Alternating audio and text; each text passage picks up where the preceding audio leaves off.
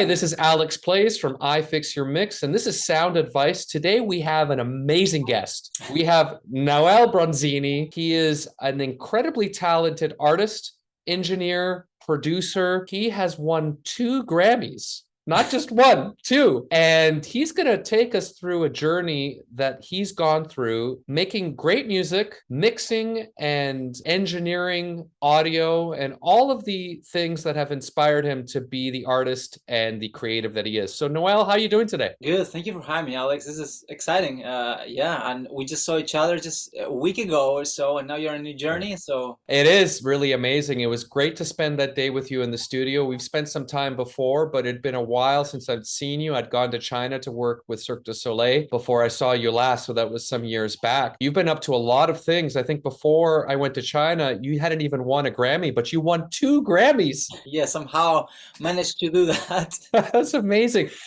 Tell me a little bit about how did you get into music? Sure. I mean, I was actually writing about this a few days ago because I writing a book that speaks about a lot of things, but that's part of that. And so I started playing music because there was a guitar at my mom's house, and Okay. I would spend a lot of afternoons by myself around age 10, 11, 12, and just picking up the guitar with the strings totally out of tune, not really knowing what I was doing, but just plucking them along. Some Argentinian rock songs that I liked from the time. It's kind of like self-taught that way. And then at some point, my mom taught me the first couple chords, and so I could play some songs. And that was, I guess, I was 13 or so back then. I don't want to make it too long, but yeah, then I went to the conservatory for classical guitar. And I went and studied jazz when I finished high school for 2, 3 years, kind of like a Berkeley College of Music program but in Argentina. And I also at the same time I was studying acoustics and audio engineering, which I Wow. then dropped out because I felt like it wasn't quite the vibe for me. Like something about the engineering, I don't know, I just wanted to be very close to music, I realized when I did that. And so then I went full on music. And when I Wow. finished that jazz thing like '09, then I applied to schools in the US to see where it could be outside of Argentina. And then I got a scholarship at the SF Conservatory. Wow. And so this is the reason why we had so much fun. We were jamming, we were mixing stuff, and your Yeah. approach to mixing is so musical. And it's no surprise that you won 2 Grammys because you approach your console like a musical instrument. And I think that that's one of the things that I like to celebrate at iFix Your Mix. That's what my customers like about me because I'm also a musician just like you. That's why we connect, because we're able to really bring that value not only to people that we work with, but just you and I just jamming. We made some good music, and it's not the end of that. That's just the beginning. We're going to be making more music, and we'll talk a little bit about your EPs and your albums later. So you went to the SF Conservatory, and how many years did you go there to play classical guitar? Well, that was a bachelor's, but I tested out some stuff. I think I did 3 years at the conservatory. And while I was there was a recording studio in the basement. I was one of the students that I wasn't in a recording program, but I had access to that. And then as a student, I would like record other students recording their concerts or audition tapes and whatnot. So with access to that facility, I was able to really got my teeth and get to learn a lot about different microphones and preamps and signal flow. We had this older Yamaha digital console, so we had these preamps that would have a DA or AD converter into them, and they would go into the console. And then, anyway, I think we used Vegas Pro back Oh, then. We wow. used Windows computers with Vegas because we Yeah. had to also edit video. Then at some point they upgraded and we got Pro Tools. I was like really excited about that. So there's that. And while I was doing that, I was really more excited about production than anything else. I mean, I was always very interested in composition and arranging and all those things, which I also love doing. But while I was at conservatory, then I started interning at High Street Studios. High Street Studios is a studio that's pretty legendary since the 70s in the Tenderloin, kind of like the neurologic center of madness in San Francisco. Right, right. Yeah, Hyde Street's an amazing place. A lot of creatives, a lot of history, like you said. And so you were in there tracking some really cool musicians, local artists, and also learning the craft with real hardware, with Yeah. real analog gear. Wow. And then how did you get involved? I'm going to fast forward a little bit because it sounds like you had so much experience there. Eventually, you and I met at the SF Grammy chapter, the Recording Academy. Sure. How did you get involved in that? Were you doing some projects that were Grammy people projects, or how did that even happen? Each kind of a region in the US has a chapter. There's 12 Right. chapters, and at some point my friend Piper Payne, who Oh, was I know Piper. Yeah, the she's vice amazing. president. Yeah, Yeah. she's she helped me a lot. She always opened doors to me. Said, hey, Nahuel, like, why don't you come and check this out, check this sort of thing out. She connected me with AES as well. Right. But at some point, she was like, why don't you apply to see if you want to be slated to be, because you have to vote it to in order to be part of the board. Yeah, I remember that. Yeah. Then the chapter, and you were also part of the board after, but Piper is an incredible mastering engineer and an amazing talent. And I mean, she's been also in my career, she had also been instrumental. She introduced me to a bunch of people, Romanowski as well, I think. Yeah, there are a lot of really cool people in the community. And I think that clearly she saw your talent. She's like, hey, this guy needs to be involved in the Grammys himself. So that's how we met, right? That's how we met. Yeah. Before Grammys, it was this meetup called Balanced Breakfast happening in the Mission at some point. And it was this like weekly meetups, 8 a.m. in the morning. It was early and we would go there. And I don't think I met you there. I think I met you just straight in the Grammys. But through that community, I met a bunch of people, which then turned into me becoming part of the board of the Grammys and then meeting other people. Right. And it was always very interesting because I was always the youngest one in the board. I was like, wow, all these people are like Larry Batiste and Michael Romanowski and a bunch of other Leslie Ann Jones. Some people are legendary in the industry. You know? Oh, yeah. Wow. Leslie Ann Jones, Skywalker Sound. I mean, she's won, I think, Oscars as well. I mean, she's just an incredible talent. And clearly, it's all about resonance. I mean, I don't want to get too esoteric, but music and consciousness are very similar. Like if you're able to communicate on a higher level consciousness with your music, it also has something to do with the kinds of people that you will attract. And if you can, relay ideas that someone at a higher level can understand immediately, if they know that you speak that language, you're kind of invited in. And by no mistake, even working with you, I guess it's been a week ago, watching your process and your flow and how quickly you make decisions, because you really understand what your hardware is doing. And that's just something that, you have like almost like an intuition when you're working with equipment. And since we're on that subject, we have hardware and then we have software, right? I love using hardware for sure. I mean, I've had some opportunities to really dig into some really cool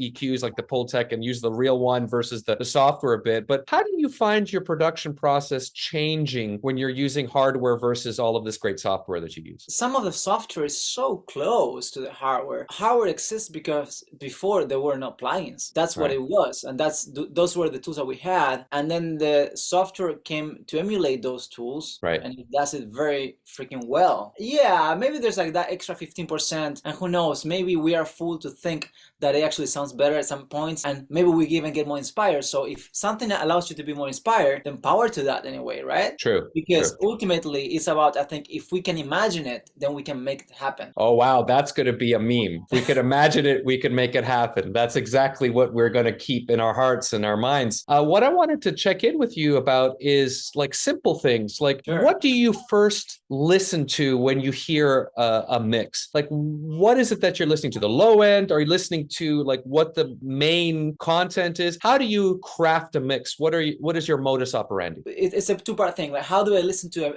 something that's represented to me like this is mixed, and hey, I'm like listen to a record. That's one thing. Depending on what the most special element in there it is, and also it really depends on the music, will grab my attention. But now I was coming to this thought the other day because I was mixing something where the drums came in and they were already super compressed. I think it's important to not try to fight the material to make it fit or to make it sound like something that you want it to, but try to understand what that material can sound the best for what it is. Try to embrace the qualities that are already inherent in what's presented to you. So I try to like listen to everything and see, okay, I try to have an open mind, like just to begin with, and not any preconceptions of what I want to sound like, but see what do we have here and what could this be at its best, which might be very different than a similar song, but that was recorded or produced in a different way, right? It's all about the arrangements, it's about the elements that you actually have. So looking at those elements and understanding how they balance with each other, and then of course deciding how to maybe craft things with plugins. So what are your necessary go-to plugins on a mix? Like what can you do without?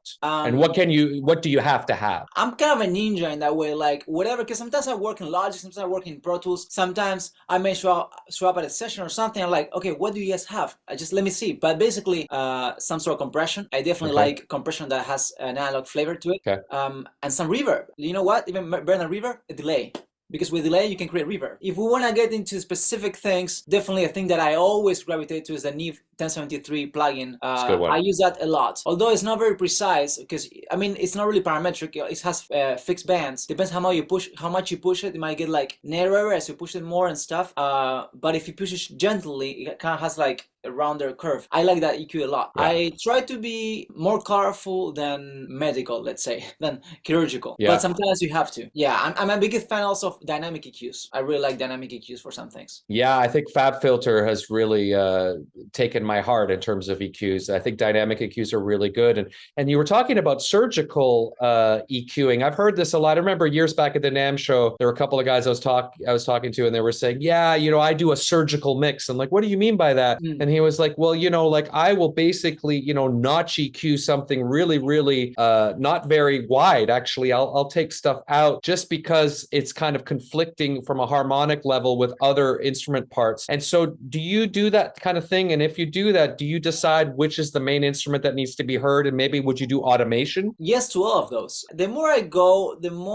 less I try to fight those things and really go with vibe until something bothers me. I very rarely solo things and try to clean them up and then put them together. I kind of like I kind of like start with the faders and try to get a balance. Yeah. I may even have like a tape machine or a compressor on my master. I just try to like start to see how things gel. And if something doesn't speak to me, then okay, is there a problem? Or maybe we just have to emphasize something that's really cool in something. Maybe it's a panning thing. Sometimes it's not even EQ. Maybe it's just panning. Maybe just level. Because when you have signals, I mean, everything is EQing because everything is phasing. When you sound different signals, they cancel each other. So if one is louder than the other one, it will mask other frequencies, and that's EQing already in a way. Depends on the mix. I think let's think of a Jamiroquai mix. We love like funky little guitars, a lot of elements, or maybe like a Michael Jackson thing where there's every single thing is kind of small and very precise, and you can point at it. Versus like something like Iron and Wine, where you have just two guitars and a vocal, and everything's massive. The least element you have, the bigger each element can be because they cannot fully like bloom. And in those situations, I just go all vibe. Mixes where I have a lot of things happening and I have to control. Maybe I will have to be a little more problem solving. That totally makes sense. And this idea of vibe brings me to the idea that music has to sound like it's alive, and it has to kind of almost sound like you're giving the best version of a live performance, but it's done in a studio, because really music requires people in a room making that vibration happen. It's not something that's, like a clinical thing. And so vibe is key. And you attracted an incredible vibe by working with Fantastico Negrito. How did that happen? Tell me more about that process and how that vibe turned into Grammys.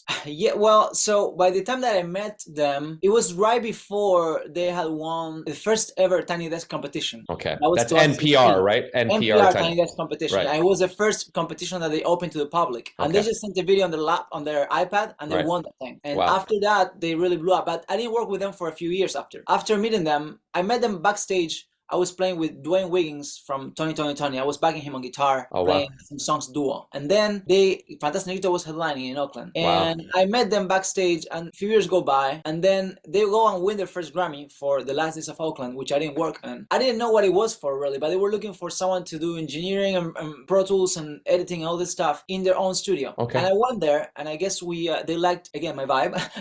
For sure. We gelled, and you know how those things are. Xavier is a very demanding artist and producer, and he knows very precisely what he wants, and work is really fast. I learned a lot from working on those projects as well. We experimented a lot with tempo changes, taking drums from old sessions from many years ago, and then time stretching them and make them fit, and then loop and cut and find fills. They're very puzzle-like, those records, if you listen to them. And there's like different sections that are repurposed in different songs in different ways. Yeah, and it's a proof that you become a musician when you're an engineer or a mixer, like what you've just said, repurposing old things. I think that's almost like a musician would do such a thing. Most engineers would just try to make it sound clean or maybe add an effect. But what you did was you kind of really got into it at a granular level. And of course, you and I know that you're a great musician. And so they understood that. But tell us a little bit more about you as an artist, because you also write some great songs, because I like that too. Sure. Well, thank you so much for asking that. Yeah, that was kind of I mean, I think it's always underneath the surface because working with so many artists and I love songs so much, but not recently until like, I was looking actually at my hard drive. I think 2018, 2019, I started to write the first like fully fleshed Nahuel Bronzini songs, let's say. Nice, nice. And I think it's just been a combination of my love for music and songs, and also all the permeation that happened, if that's a word, with all the music from other artists that I work with so closely. Yeah. Because I sat down to finish lyrics and parts and harmonies and whatnot with so many different projects and love songwriters and working very intimately, you know? That, I think all that influenced me in a certain way. And when you listen to my songs, it's kind of all over the place because I think I didn't set any tone specifically for anything. I was like, well, let's each song let them be what they're asking for. It's true art. And what I noticed, even just jamming with you, there was a very strong sense of present moment consciousness. It was very meditative when we were playing together, and we didn't even know what we were going to do many times. You just started playing piano. I mean, you're multi-instrumentalist like I, and you were playing piano and I was playing guitar and then bass, and you know, our ears were able to make music instantly. And I think that's the kind of workshop ability that you have that makes you a really interesting person to work with. It's not just that you're an engineer or a mixer. It's really that you're the full spectrum, the full stack, as they say in the IT world, a full stack musician. Yeah, full stack engineer. So yeah, I'm looking forward to hearing even more songs. And so where can people find you if they want to work with you, co-write music with you, or they want to mix or whatever it is? How do we find Nahuel Bronzini? Sure. Well, easiest way, maybe just write my full name and nahuelbronzini.com. That'll show up my website. As well, you can find me on Instagram as Nahuel Bronzini or at El Burgundio, which is a long story to tell right now. But just my full name. Great. I have a very rare name. I have a Native American name with an Italian last name. So that combination. Oh, wow. Not many. Not many, no. You're so unique in so many ways. I'm so glad that we had this time to discuss things today. And of course, we're going to be doing more things as the future comes forth. And I'm excited for that, definitely. Yeah, me too. Me too. There's a lot of things that we're working on. The public will know later. For now, I'm really excited that we've shared this information. If people want to ask questions in the comments once this video is posted, I will forward the questions to Nahuel, and you can contact him on his website. We'll be sure to put that information right on the video itself. And this is Alex Plays from iFix Your Mix, and thank you for joining us on Sound Advice. Thank you, Alex. Wonderful.